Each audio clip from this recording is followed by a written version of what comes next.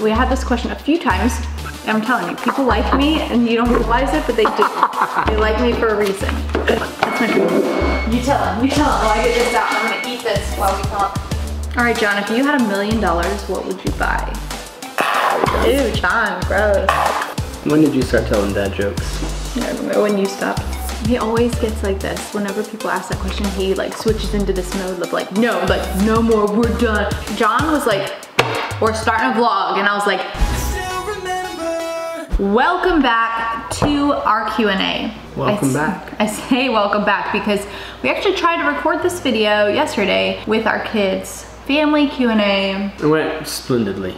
Yeah, it was a nightmare. We got through maybe 2 questions, 3 questions. 2.5. And we lost them. Yeah. And we tried to circle it back. Let's bring it back in. You can do this. Nope, they couldn't do it. We couldn't do it. So if you've been wondering why we don't do a lot of sit down Q&As with the videos, sit down, talk to the kids, why a lot of times we record things when they are at school or in bed, honestly, a lot of these we can answer without the kids, so I think we're good. Yeah. Okay, what is your favorite thing about having a big family? Ooh, probably having no free time. Don't be sarcastic. Having no free time. I don't know, I think the most exciting thing for me with a big family is that our kids will like grow up and have best friends. Even if they don't all get along when they get older. I hope that they do, pray that they will, but even if they don't, there's gonna at least be one that they each get along with, so. That's true.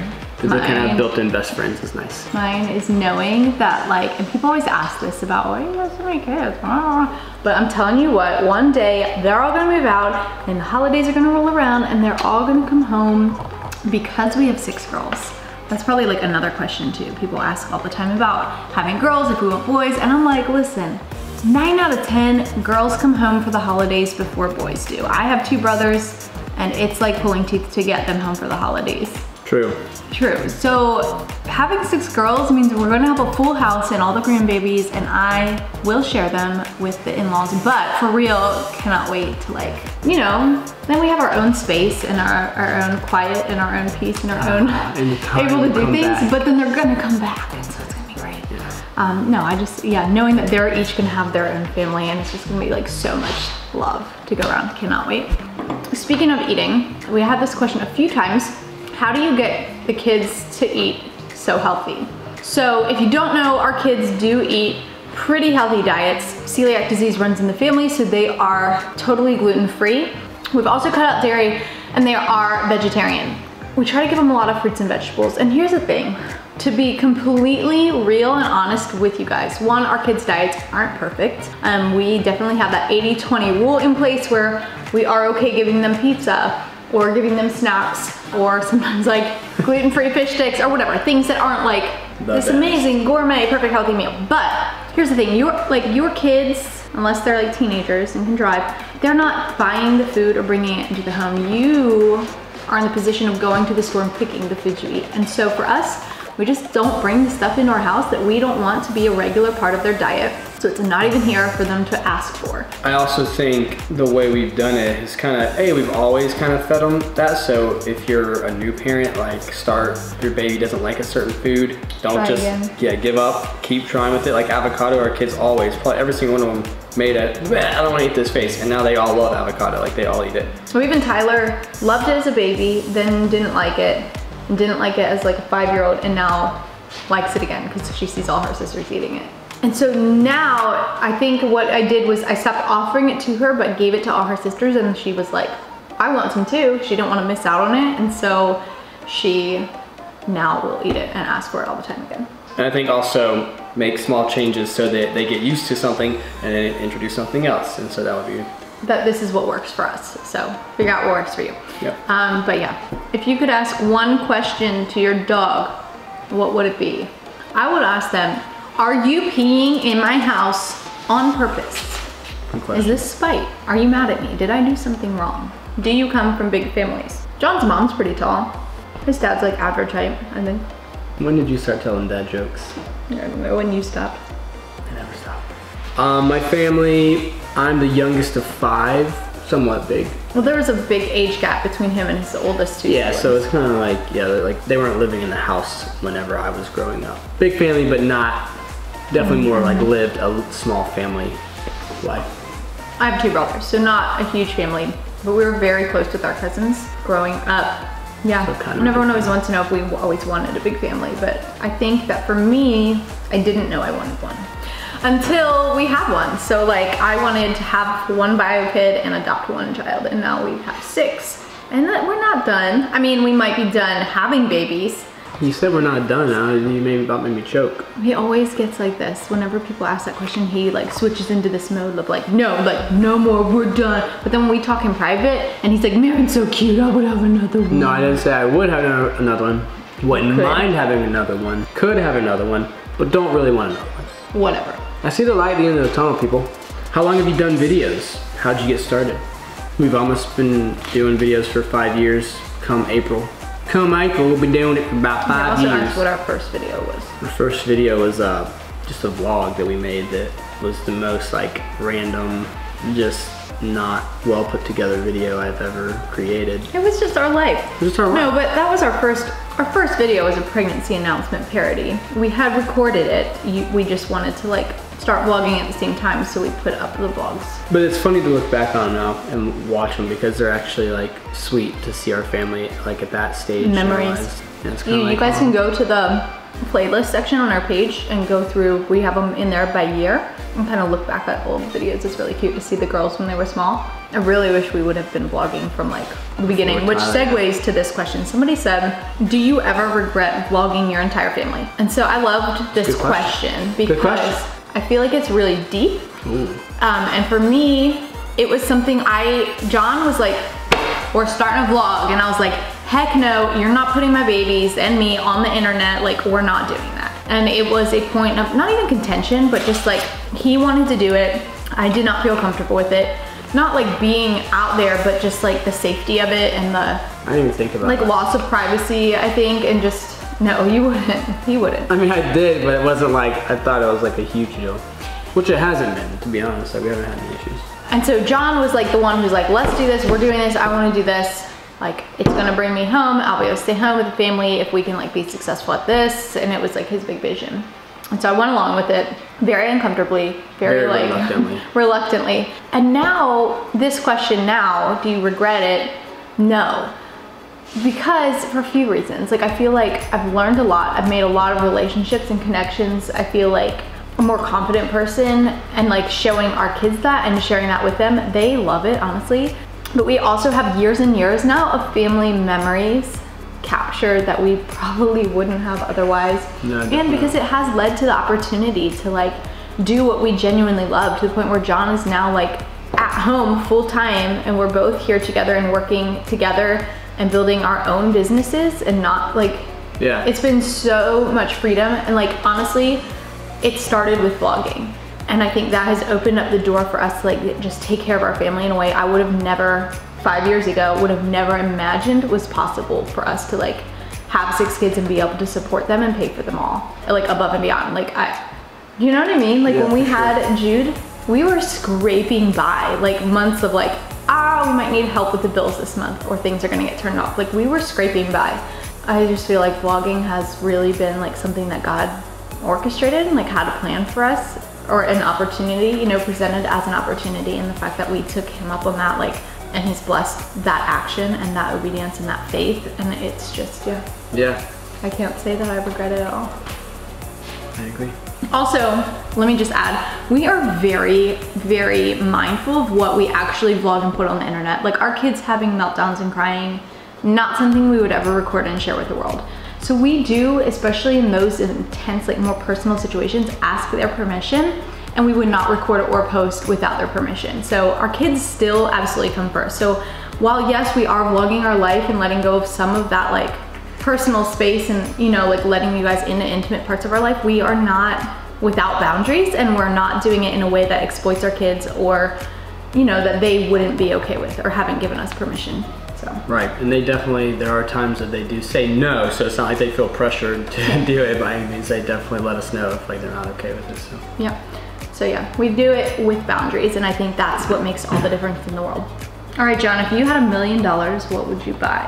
We're vloggers. Of course we have $1 million. Oh Lord, I'm listening. Just kidding. The people that think that though. I feel like I would buy, I don't know, I don't think I would like buy anything, but I would like use that money to be able to like provide opportunities for us to do things we want to do. Like I like to do music, so I'd like maybe invest some of that money into like helping record an album and helping like put out music that I want to put out, and then do, you know, whatever kind of things with that. So, but not with all of it. I would just use some of it, and the rest of it I would just give to you, because that's what we do with all the other money. I would hire a private chef to cook our meals, because feeding the kids healthy, gluten-free, dairy-free, like, I'm just trying to like come up with new things. I already am not, like, I can cook, I just don't, like, it's like the last on the list of things that I want to spend my time doing. So I would have somebody help with that. I would pay somebody to do that. I would also, I think, try to convince my parents to retire and move down here. I'd want to do good, you know, I'd want to like help people, but then I'd also want to save a lot of it and put it in like an investment account for our kids' future, because we have 6 kids and they're gonna have 6, what? I don't know. We want them to work for things too, but at the end of the day, like paying for weddings or paying for college if they decide to do that, or helping them, you know, if they have a business idea that they want to start, like we want to be able to help invest in their future. So I think I would want to make sure we have money set aside for that too. How do you say so positive? How do we say so positive? I think that like that genuinely comes from a place of knowing that this is not our forever home. That we, because we're moving in a couple weeks. Dear Lord. That we were created by a God who loves us, who's redeemed us, who, even though we go through like suffering and pain and things here, there is opportunity for growth and healing and love and restoration in all of those things if we are just like looking for that. That like one day we'll be reunited in heaven with God, and like that is the purpose. So like having that like a heaven mindset and knowing that our life here is like a blip, you know, of eternity. And that, I don't know, I think also just knowing that the hard things don't last forever, and being able to hold on to light in that is not helpful just for you, but for other people. I think the more you do for other people, the more you help other people, like the lighter your own personal load feels, you know? Because there are people hurting everywhere, and it is hard. It's hard to deal with like even our own things. And we definitely, I think, have moments of feeling like failures, or feeling like frustrated, or feeling like not positive. But it's allowing like yourself to feel those negative things, sort through them, and then come back out. Like, don't stay down there forever. Don't stay in that low place. Come back out. I think too, just like going through the things and then coming out on the other side, and like seeing how God has like brought you through those things, and then not just brought you through, but used those things to like better you in your life. Whether that's like actually putting you in a specific location from going through a certain thing, or whether that's putting you in a mindset from going through that thing. So now, like, as we're going through things, it's easier to be like, God's got a plan for this. Like, I'm not worried about it. Like, yeah, it might suck right now, but I know that in a year or 2 years, 3 years, or 10 years, I'm gonna look back on this moment and be like, that's why he did that. Look for the growth opportunity and everything. Like every single challenge, look for where you can use it to grow and learn, like, and be better and do better. Yeah. It's in everything.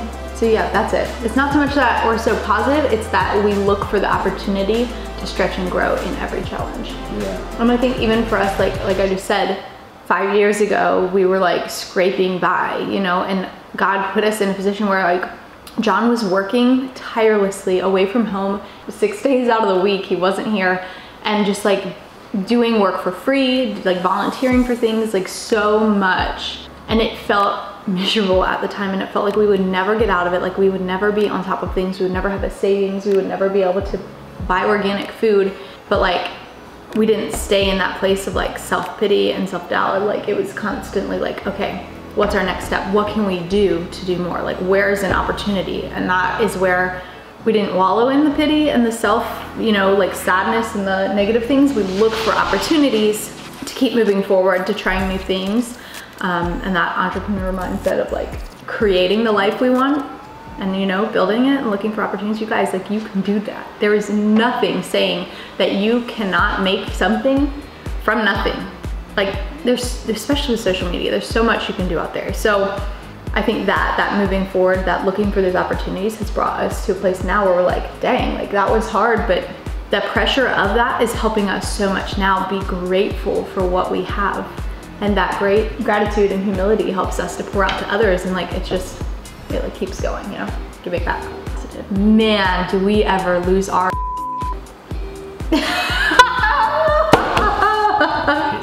Y'all, there is not a single person on this planet who has children, let alone 6 children close in age, who doesn't lose it at a moment. Okay, what is the best quality of each kid? Let's start with Tyler. I would say Tyler's best quality is how compassionate she is. Oh, that is the same word I was gonna use. She is the most compassionate kid.